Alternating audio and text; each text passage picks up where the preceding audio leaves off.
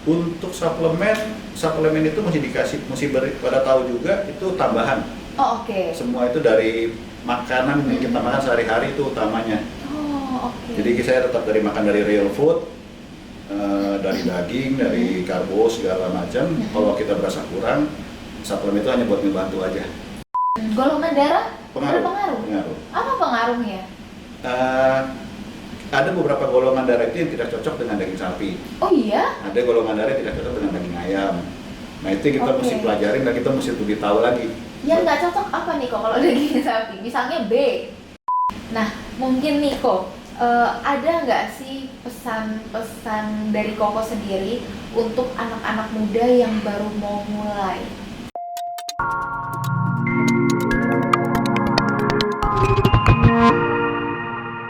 Jadi hari ini saya senang banget karena narasumber saya kali ini sangat-sangat spesial, yaitu Ketua Persatuan Binaraga dan juga Fisik Indonesia. Jadi siapa lagi kalau bukan Bapak Akira Yenadira. Halo Bapak. Halo. Gimana kabarnya nih Pak? Baik, Wah, luar biasa. luar biasa.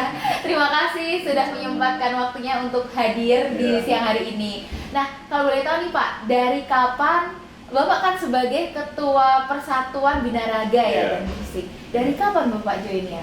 Saya jadi ketua itu diangkat di tahun 2020. Oh, oke, berarti 5 tahun. 5 tahun. Oke. 5 tahun. Itu suka binaraga dari kapan, Pak?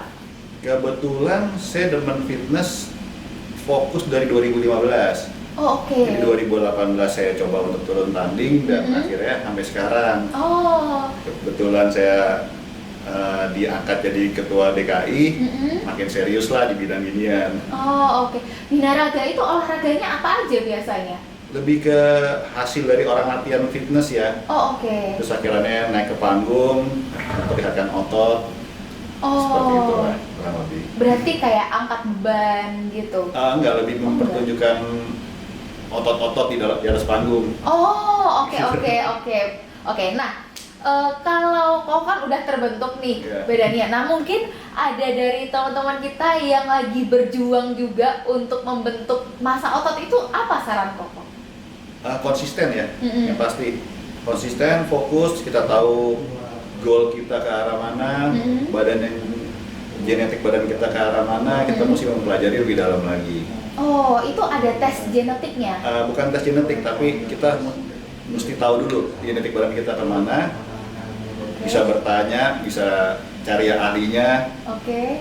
baru bisa kita tentuin goal kita mau ke arah mana. Oh, oke. Terus kalau kayak kan ada banyak suplemen ya Iya. yang untuk meningkatkan massa otot yang biasanya itu dipakai sebelum kita olahraga biasanya. Nah, itu menurut Koko gimana? Sehat atau enggak? Apakah itu berpengaruh sekali atau sebenarnya ya biasa aja gitu? Untuk suplemen itu mesti pada tahu juga itu tambahan. Oh, oke. Semua itu dari makanan yang kita makan sehari-hari itu utamanya. Oh, oke. Jadi saya tetap makan dari real food, dari daging, dari karbo segala macam. Kalau kita berasa kurang, suplemen itu hanya buat membantu aja. Oh, apa makanan yang bisa bikin massa otot? Otomatis protein ya, Protein. daging-daging sapi, ayam, Hmm. ikan, Hmm. dari telur, Hmm. masih banyak lah. Pokoknya hampir semua daging itu mengandung protein.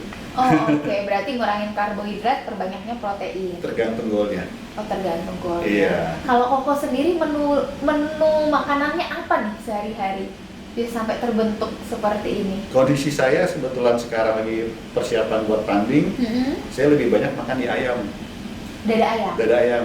Oh, oke. Kurang lebih sehari 700 sampai 800 gram. Oke. Sama ya Hampir 1 nasi. kilo. Oke. Lumayan. Lumayan. Oke. Semua ada perhitungan nutritionnya lah. Kita udah hitung kadar protein yang saya butuhkan untuk persiapan seperti apa, kadar karbohidrat dan sebagainya, semua udah kita hitung. Oke. Nah, misalnya nih kok, saya itu kan pernah mencoba untuk fitness gitu, karena niatnya udah lama, Iya. cuman baru terrealisasinya sekarang gitu kan. Iya. Nah, memang di tempat fitness itu disarankan untuk makan daging dada ayam Iya. gitu. Cuman kan kalau kayak dada ayam itu lebih keras ya Iya. biasanya daripada paha ayam. Betul. Nah, Sebenarnya pengolahan dada ayam itu boleh seperti apa aja sih? Sebenarnya gini, yang penting utama itu adalah kita tahu goal kita ke arah mana, apakah untuk penurunan berat badan, apakah untuk pembentukan otot, atau menaikkan berat badan bahkan. Itu balik lagi tergantung dari apa yang kita asup. Makanan kita mau dimasaknya seperti apa sebenarnya tetap bebas selama nutrisinya bisa kita hitung. Oh, oke. Mau dibikin mungkin ayam teriyaki atau ayam capcay segala macam selama nutrisinya bisa kita hitung, aman-aman aja. Oh, berarti sebenarnya digoreng nggak apa-apa? Kalau teriyaki? Digoreng disarankan jangan karena minyak kan, tapi kalau di dalam segi tumis, di grill, dibakar, itu lebih oke. Direbus, mungkin jadiin sup, masih ada rasa asin atau apa, itu masih oke selama perhitungan nutrisinya bagus. Oh, oke. Gitu. Nutrisi itu berarti ada nggak sih disarankan misalnya kalau perempuan itu berapa protein perharinya, kalau laki-laki itu berapa ya? Ada. Biasanya kita berapa? perlu tahu. Kalau saya biasa terhadap orang-orang klien saya itu, saya nanya selalu berat badan sekarang, goalnya berat badan berapa, fat persen sekarang berapa, goalnya di berapa, bahkan sampai golongan darah, alerginya ada alergi apa enggak, semua kita perlu tahu. Golongan darah Pengaruh. Apa pengaruhnya? Ada beberapa golongan darah itu yang tidak cocok dengan daging sapi. Oh iya? Ada golongan darah yang tidak cocok dengan daging ayam. Nah itu kita mesti pelajarin dan kita mesti lebih tahu lagi. Yang nggak cocok apa nih kok kalau daging sapi? Misalnya B, saya B. Saya juga kebetulan B. Oh Jadi iya. B itu kurang cocok sama daging ayam sebenarnya. Oh iya. Ya, Oh oke. lebih cocok di daging sapi sama domba. Oh. Gitu loh. Tapi balik lagi kalau untuk daily kita diet kita bisa mencoba itu. 1 minggu, 2 minggu sampai 1 bulan. Apakah bermanfaat di badan kita? Kalau nggak kita akan rombak. Oke. Kalau bermanfaatnya kita membentuk atau tidak gitu ya. Betul. Oh oke. Gitu. Jadi kalau kebetulan saya memang mungkin udah lama makan ayam ya. Jadi dan saya kebetulan walaupun golongan darah B, rasa cocok-cocok aja. Oh oke. Gitu. Cuman kalau untuk mungkin pemula yang baru mau pembentukan badan, kita bisa trial and error dan itu harus trial and error. Jadi buat saya tidak ada rumus paten. Oh oke. Karena genetik badan orang beda-beda dan DNA orang pun beda-beda. Itu nggak bisa jadi satu patokan. Mungkin kalau secara global dan universal itu orang bisa ngomong cari aja di Google. Gitu loh. Tapi balik lagi semua harus trial and error. Oh oke. Gitu. Dan trial and error itu butuh waktu paling sedikit 2 minggu. Oh, maksudnya jadi kalau misalnya saya B, saya makan daging ayam, dada ayam, misalnya 800 gram per hari selama 2 minggu, apakah berubah apa tidak? Iya. Itu kan dari angka-angka itu nggak bisa lari. Makanya tadi saya bilang kita perlu berat badan berapa, fat persen berapa, BMI-nya berapa, segala BMR berapa, dan lain-lainnya semua.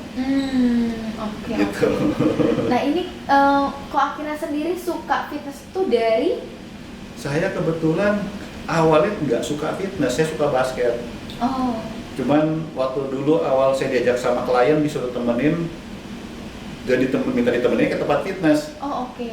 Jadi akhirnya karena saya memang hobi olahraga, basketnya butuh tim kan, Betul. makin gede pada merit mungkin udah pada punya keluarga nggak ada waktu, bingung mau olahraga apa yang bisa sendiri. Akhirnya fokuslah di dunia gym. Oh. Gitu. Oke, berarti gym itu setelah usia berapa sekitaran?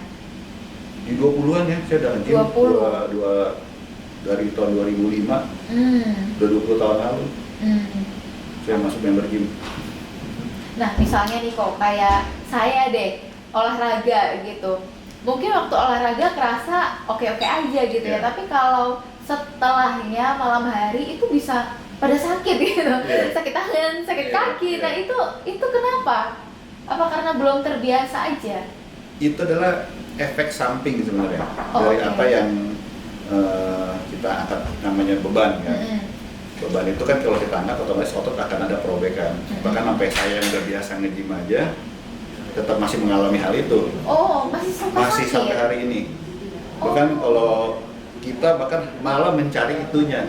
Oh, oke.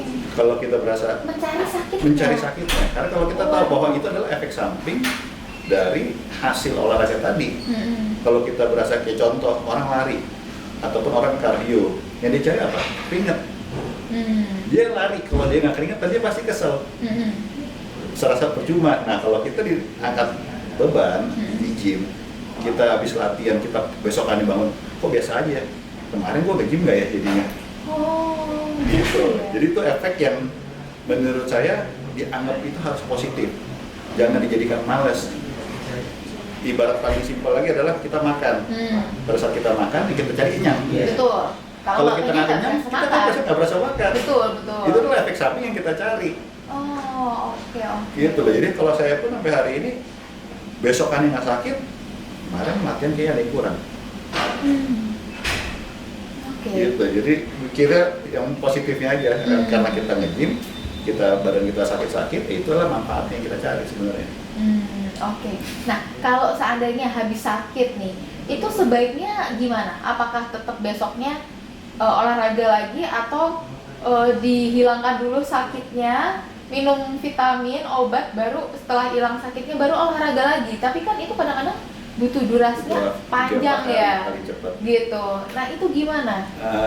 Sebenarnya apa yang kita berasa sakit, kita besok kalau bisa main yang di tempat yang kita nggak sakit. Jadi kalau recovery, sakit tapi tangan, cukup sehari aja. Cukup sehari aja. apa nih? Restnya. Oh oke. Setelah itu ya lusa atau mungkin 3 hari kemudian kita bisa ngelakuin lagi olahraga yang kita tadi ya sakit, misalnya di tangan ya kita mesti latihan lagi tetap karena kita butuh sakitnya itu untuk perkembangan. Kalau kita tunggu sampai 0 sakitnya, besok kita Olahraga. seminggu baru rasain sakitnya lagi, ya itu udah percuma sebenarnya. Iya. Otot kita sudah recovery, Oh oke. dari recovery total. Oh oke. Kok ada terinspirasi nggak misalnya bentuk badan siapa gitu dari binaragawan yang Koko suka banget dan pengen seperti dia gitu? Sebenarnya ada, pasti ada. Menurut saya setiap orang yang mungkin masuk ke tempat gym, entah itu cewek, entah itu cowok, pasti ada idolanya dia siapa. Tapi balik lagi yang tadi saya bilang, genetik saya begini, saya nggak bisa mengikuti apa yang saya idolakan. Oh, walaupun Contoh, dengan cara misalnya tadi nih Koko B, Ya. terus makannya sapi gitu, emang nggak bisa bentuk tubuhnya seperti dia gitu? nggak bisa, karena balik lagi kita genetik. Contoh misalnya saya dengan Arnold Schwarzenegger, dia tinggi, saya pendek. Itu udah nggak mungkin, itu udah angan-angan. udah suatu hal yang mustahil kan. Terus dia genetik dia mungkin orang dari Western, kita dari Eastern gitu, dari Timur. Ya nggak mungkin. Jadi buat saya suka cukup melihat apa yang membuat saya jadi menarik, terinspirasi, tapi saya tidak berfokus untuk badan saya kayak dia. Saya memaksimalkan badan saya dengan genetik saya. Oh, oke. Gitu. Nah, terus waktu di awal-awal nih, ada nggak sih kesalahan yang dilakukan Koko sendiri waktu mulai binaraga itu? Banyak. Apa kesalahannya? Kurang paham dengan satu tadi yang saya bilang pertama adalah genetik. Jadi saya pernah tanding, berasa sangat luar biasa pede. Pada saat saya di atas panggung, pelatih saya sampai ngomong, "Gir, lu pasti menang. Lawan lu kagak ada yang badannya kayak lu." Kita pede tuh. Sampai sana saya salah masuk kelas.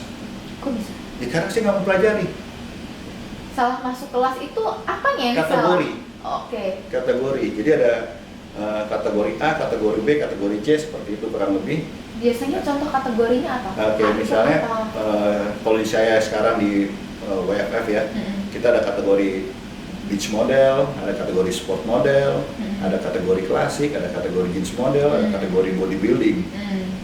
Yang kurang lebih yang seperti ini yang cowoknya. Nah, waktu itu dengan kondisi badan saya, anggap saya masuk ke kategori sport model, sedangkan saya harusnya di beach model. Gitu loh, karena saya tidak pelajari dan saya tidak paham, saya tanding. Pelatih saya udah bilang, "Wih, badan lu udah pasti menang, juara 1 udah pasti." Nanti saya didiskualifikasi karena saya salah kelas. Oh, emang kelihatan badannya beda-beda gitu Beda. dari Beda. Setiap kategori emang udah ada ininya sendiri. Oh. Udah ada standarisasi badannya seperti apa, besarnya seperti apa. Mungkin boleh di-sharing sedikit kurang lebih, misalnya dari 5 kategori tadi, Iya. setiap kategori itu apa sih yang dimaksud di sini gitu? Oke, jadi kalau kita di beach model atau sebutannya sekarang Bermuda atau di internasionalnya sebutnya men fisik, kita otomatis badan kita harus besar dan pakai celana pantai. Oh. Badan kita harus besar pakai celana pantai. Terus kalau kita masuk ke sport model, badan kita tidak terlalu besar, tapi harus kering banget. Besar tuh yang dadanya juga besar. Semua. Kayak siapa ya yang terkenal itu dadanya besar? Chris Putra. Iya. Nah, itu masuk men fisik tuh, beach oke. model. Nah, yang sport model itu biasa orang rata-rata yang tulangnya rada-rada kecil. Orangnya rada tinggi biasanya itu, terus kakinya rada panjang dan tuh pakai celana kurang lebih kayak collar doang. Oh, oke. Gitu. Terus kalau yang binaraga, ya mungkin semua orang udah tahu zamannya legend kita Ade Rai, ya itu seperti itulah, kurang lebih badannya gede, kakinya gede, kondisi badannya harus bagus, harus proporsionalnya harus mateng, itu juga pakai celana kolor juga. Nah, kurang lebih seperti itu lah. Kalau jeans ya pakai celana jeans, buat pemula biasa kalau celana yang jeans. Oh, oke. Jadi kalau orang-orang di sana pakai celana jeans sudah kelihatan ini pemula gitu ya. Pemula. Oh. Dan itu kebetulan kita di World Fitness Federation ini juga termasuk kategori yang baru, 1-2 tahun terakhir lah. Supaya anak-anak muda yang baru nge-gym mulai bisa mengikuti step awal. Jadi banyak dari kita kan yang merasa, oh gua udah nge-gym tahunan, segala macam, badan gua udah berasa bagus, gua maunya kelasnya ini. Yang ini aja belum lulus. Iya. Gitu. Gimana mau naik kan? Kayak orang belum lulus SD tapi mau kuliah. Nah itu, jadi makanya kita bagi-bagi kategori itu tujuannya ke sana. Seperti itu. Oke. Terus kalau untuk Perbavi sendiri nih dari Jakarta kan, dari ketuanya Jakarta, apa aja kegiatan Perbavi? Kalau kayak basket itu kan biasanya ada tanding ya, lomba apa ya basket yang terkenal NBA? Di Indonesia mungkin apa ya sebutannya? IBL ya? Oh iya, NBL. Nah kalau Perbavi apa kegiatan? Kita tuh ada namanya Perbavi Challenge, sama Kemal Trophy. Perbavi Challenge itu untuk khusus daerah. Jadi kayak Jakarta, di Jakarta aja yang ditandingin atlet-atlet Jakarta. Kalau Kemal Trophy itu biasa lebih ke acara nasional. Nah, kebetulan bulan Juli besok kita ada Fornas, Festival Olahraga Nasional. Ini under government, under pemerintah. Itu akan ada di Lombok bulan Juli. Nah, ini juga acara nasional. Jadi semua atlet Perbavi dan di luar Perbavi boleh tanding di acara ini. Gitu loh. Dan kalau kita di kegiatan DKI sendiri, kita ada pembinaan untuk atlet-atlet yang baru masuk, untuk atlet-atlet yang mungkin persiapan tanding bahkan sampai ke luar negeri, sampai kayak besok nanti ada persiapan tanding Fornas. Itu agenda kita salah satunya. Agenda kedua, di bulan Februari tahun depan kita akan ngadain pertandingan khusus wanita. Khusus wanita ini mungkin pertama kali di Indonesia, khusus pertandingan khusus wanita. Dan di bulan Juni tahun depan juga rencana kita ngadain khusus pertandingan anak pelajar. Jadi benar-benar kita pengen bibit-bibit ini kita bina terus. Seperti itu. Jadi luar itu kita akan adain namanya charity segala macam dan edukasi ke masyarakat lebih luas. Oke. Nah untuk join di Perbavi gitu kan, tadi kan ada tahun depan ya untuk ke anak-anak remaja gitu. Anak-anak remaja itu yang boleh ikut seperti apa? Karena kan anak remaja biasanya misalnya SMA gitu kan, mungkin belum terlalu memperhatikan bentuk tubuh gitu. Ada yang masih zero pack gitu kan. Nah, apa syaratnya supaya bisa diterima oleh Perbavi, atau memang oh nggak apa-apa kondisi badan kamu seperti apapun selama kamu mau latihan kamu bisa masuk? Sebenarnya gini, di tahun ini kita akan rencana roadshow ke sekolah untuk memperkenalkan dunia binaraga ini. Makanya kita bilang tahun depan, jadi mereka kurang lebih habis setelah kita roadshow dan mengedukasi mereka tahu nih bahwa dengan mereka olahraga, dengan mereka nge-gym, mereka tahun depan bisa ikut tanding. Gitu loh, syaratnya apa? Otomatis pasti badannya harus bagus. Kita cukup kaget sebenarnya dengan melihat anak zaman sekarang. Saya berapa kali ketemu anak umur 15 tahun itu di tempat gym dan mereka cukup konsisten datang dan badan mereka juga cukup bagus menurut saya dengan umur segitu ya. 15 itu SMP. SMP. SMP. Oke. Gitu. Jadi yang saya kalau SMA rata-rata malah sih ingat, wah mereka udah ngerti posing-posing gaya mereka seperti apa dan mengikuti ya mungkin dari YouTube dari mana. Jadi untuk mereka masuk ke dunia beginian udah nggak aneh sebenarnya, udah cukup paham lah. Tinggal mereka yang kita mau pandu gimana caranya mereka mulai bisa join gitu. Nah mungkin nih kok ada nggak sih pesan-pesan dari Koko sendiri untuk anak-anak muda yang baru mau mulai? Kan kadang-kadang kayak atau anggapannya saya deh gitu, saya yang tidak pernah berolahraga, terus mau olahraga itu berat banget kok menurut saya gitu ya. Kalau yang lain mungkin nggak tahu, tapi menurut saya itu untuk memulai dan konsisten tuh sangat berat gitu, ditambah ada rasa sakit yang harus dinikmati tadi gitu kan. Apa saran-saran dari Koko untuk pemula seperti saya?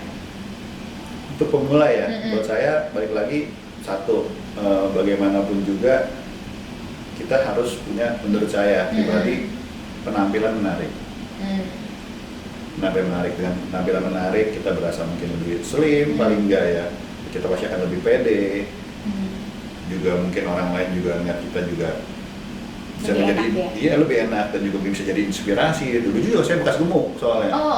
Berapa gemuknya? Kalau gemuknya 70 kilo? Saya gemuknya bukannya gemuk dengan timbangan, tapi bentuk badan saya nyetir aja, setir itu bisa kena perut. Sampai seperti itu. Gitu loh. Jadi bagi saya, wah gila, ini gemuk banget gua, sampai nyetir aja kena perut, gesek gitu loh. Iya tuh saya merasa kayak gak ada suatu hal yang menarik dengan kondisi badan saya waktu itu. Gitu loh. Jadi menurut saya ya pertama kita pasti harus sehat, penampilan menarik. Terus buat saya dengan olahraga seperti fitness ataupun diet dicampur dengan diet itu investasi. Karena kebetulan orang tua saya juga obesitas, buat saya untuk mengedukasi mereka udah hampir mustahil deh. Kita juga dengan terlalu banyak berharap, tapi buat saya dengan anak-anak muda zaman sekarang, apalagi banyak dunia hiburan. Lu punya waktu pergi hiburan, tapi lu gak punya waktu untuk investasi badan lu. Kenapa? Itu mesti dipertanyakan buat diri sendiri. Gitu, kita siap waktu untuk nongkrong berjam-jam, kita masuk ke tempat olahraga sejam aja pengen buru-buru pulang.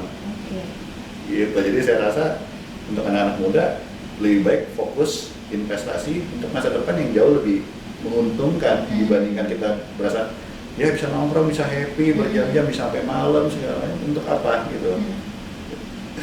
Untuk membangun relasi. Betul, relasi itu, tapi jangan sampai di sana dia enjoy. Di sana enjoy mengorbankan kesehatan, mengorbankan fisik mereka di berapa tahun, mungkin 10, 20, 30 tahun ke depan. Karena banyak, saya udah melihat bahwa zaman sekarang bahkan anak sekolah pun yang diabetes banyak. Banyak, teman saya ada kok. Yang diabetes banyak, yang obesitas banyak. Betul. Apalagi nanti mereka remaja, mereka demen hangout, mereka demen nongkrong, mana mungkin mau olahraga, akan semakin enjoy di situ. Relasi dia bisa dapat. Tapi setelah dapat relasi, 20-30 tahun lagi divonis akan banyak penyakit. Relasi itu akan percuma. Itu balance lah menurut saya. Kalau Koko sekarang berat badannya berapa? Saya di 74. 74. Tingginya? 170. Oke. Terus kalau untuk rencana dari Perbavi sendiri nih, 5 tahun, 10 tahun mendatang itu apa? Apakah memperbanyak orang yang join di Perbavi, atau lebih mau lebih banyak lagi mengadakan lomba, atau apa? Untuk lomba kita setahun maksimal 2 kali. Itu udah inilah. Tapi yang benar-benar kita pengen fokusin sebenarnya merekrut anak-anak muda. Merekrut anak-anak muda. Karena itu mungkin salah satu motivasi saya juga gitu loh, dengan the next generation ya. Sebetulnya saya juga udah punya anak, saya pengen anak saya juga penampilan menarik, sehat. Cewek cowok? Kebetulan cewek dan cowok. Dua. Jadi saya pengen mereka juga bisa hidup sehat, menjadi contoh buat orang-orang sekitar dia. ya saya rasa 5-10 tahun bahkan sampai 20 tahun lagi akan sama konsep ini. Tetap yang The ditargetkan next generation harus generation. ini. Makanya tadi saya bilang mungkin dengan generasi zaman sekarang tempat hiburan udah terlalu banyak. Betul. Orang terlalu enjoy dengan hiburan, ini akan lupa dengan kondisi itu. Bagi mereka, ya nggak apa-apa, yang penting gua happy. Oke.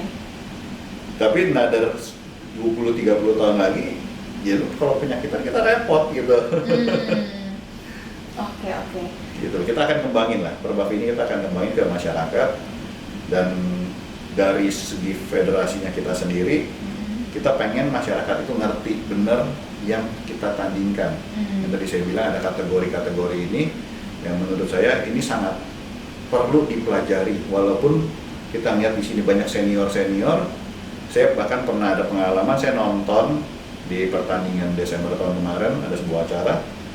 Saya melihat begini, lu badan bagus, lu bahkan pelatih, yang lu didik banyak, tapi lu tidak tahu sendiri kategori buat lu apa tanding. Oh iya. Kan suatu hal yang menurut saya lucu. Bisa nggak tahu ya? Dia nggak ngerti. Kategori A diikutin, kategori B diikutin. Mungkin mau hadiahnya kok. Kan kamu mungkin menang semua. Jadi kan kesannya ini kan gambling. Iya. Ya udah ini gue didiskualifikasi. Oke, ya udahlah next. Ini gue nggak menang. Ya udah siapa tahu yang ini menang. Itu kan pas sebuah pertandingan, itu kan namanya sebuah gambling. Iya. Untung-untungan. Iya, jadi buat saya ini yang kita terutama di federasi kita tuh sangat pengen tahu lah apa yang mau lu tandingin. Gitu loh, seperti orang balap mobil 1500 cc. Terus masa ikut yang 2000 cc, terus ikut yang 2500, itu kan agak lucu gitu ya. Kalau memang cc lu dibangun 1500 tuh pertandingan itu fokus di situ. Sampai lu menang. Baru setelah itu mungkin naik kelas. Jangan semua pertandingan balap mobil pengen join gitu. Betul. Itu termasuk di bidang dunia bidang seperti itu. Gitu. Menarik. Oke, terus kalau dari Ko Akira sendiri, ini dengan tubuh seperti ini, selain makanan menggunakan apa aja vitaminnya? Mungkin kalau ada merek tertentu yang bisa disarankan itu juga boleh. Kebetulan saya untuk brand suplemen ataupun vitamin, saya nggak terlalu pusing dengan merek sih ya. Yang gampang aja kalau mungkin zaman sekarang yang banyak dapat ya Blackmores misalnya. Yang simpel aja. Yang penting. Jadi itu sama aja sebenarnya dari brand apapun. Karena gini, kita tidak, menurut pribadi saya, pengalaman hidup saya, kita minum vitamin C, mau merek Exercy, mau Vitamin, mau apapun mereknya, kita nggak akan ngerti di badan tubuh kita nyerapnya berapa persen. Sebagus apapun itu. Nggak, kita nggak akan paham. Pertanyaannya sama, pada saat kita minum vitamin C, kena flu nggak? Tetap kena flu kok. Di sebelah kita ada yang flu, malam juga kita flu. Jadi buat saya tidak ada suatu hal vitamin yang brandnya paten kita konsumsi dan menjadikan itu daya tahan tubuh kita maksimal, enggak juga. Kan balik lagi tergantung apa, kehidupan sehari-hari, istirahat, makan, nutrisi, semua lah itu sama. Jadi kalau saya ya penting vitamin ya harus konsumsi lah. Bisa dari makanan lebih bagus, teman bisa kalau dari makanan kurang. Karena itu saya tetap minum vitamin C, tetap minum multivitamin, omega 3, magnesium, semua masih minum loh. Itu kalau vitamin kayak gitu itu sebenarnya untuk ginjal gimana sih? Atau udah pernah ada penelitiannya aman gitu? Dia menurut saya yang namanya udah dijual umum seperti itu harusnya aman. Selama dia tidak ada riwayat penyakit ginjal. Dan konsumsi air, minum itu sangat penting. Pertanyaannya juga sama, berapa orang ngerti sehari kita butuh berapa liter? Berapa ya? 2 ya? Enggak, kan ada yang bilang kan 18. Iya, 18. Iya kan, itu kurang lebih 1,8 liter. Tapi setiap per 5 kilo timbangan itu beda-beda konsumsi air. Oh gitu? Iya. Misalnya Koko deh tadi Saya 2,9 liter saat ini. 74 kilo, 170 cm itu 2,9 2,9 liter. liter. Berarti kalau 18 tahun kurang. Itu tadi saya bilang, nutrisi itu kita harus benar-benar pelajarin. Karena itu saya sekarang banyak punya klien berkonsultasi tentang nutrisi. Karena mereka juga bingung, air minum sampai sebegitu signifikan ya? Dicoba aja. Karena buat saya, lu nggak coba, lu nggak tahu. Dan ini kan nggak berbahaya. Cuma minum air putih. Cuma minum air putih. Kalau kita bilang cobain aja lu minum mungkin minuman manis atau apa, ya lu kan mungkin diabetes atau apa kan. Ini kan air putih, apa salahnya lu coba? Iya. Ikutin rumus efek itu. sampingnya. Paling ya banyak buang air kecil. Iya. Seperti itu. Oke. Nah, terakhir nih kok, Ya. ajakan untuk anak-anak muda supaya join di Perbavi. Ya, sebenarnya mereka mau join kapanpun oke. Mereka perlu pembinaan, kita sangat welcome. Mereka tertarik dengan dunia binaraga ataupun fitness ataupun kesehatan nutrisi, kita sangat welcome. Kita sangat mengharapkan bahkan sangat mengharapkan anak-anak muda aware dengan hal seperti ini. Gitu. Oke, baik. Terima kasih banyak sudah sharing di sini. Yeah. Jadi saya yakin semoga apa yang tadi di-sharingkan juga pasti bermanfaat untuk anak-anak muda yang sedang berjuang seperti saya juga. Ya, terima kasih.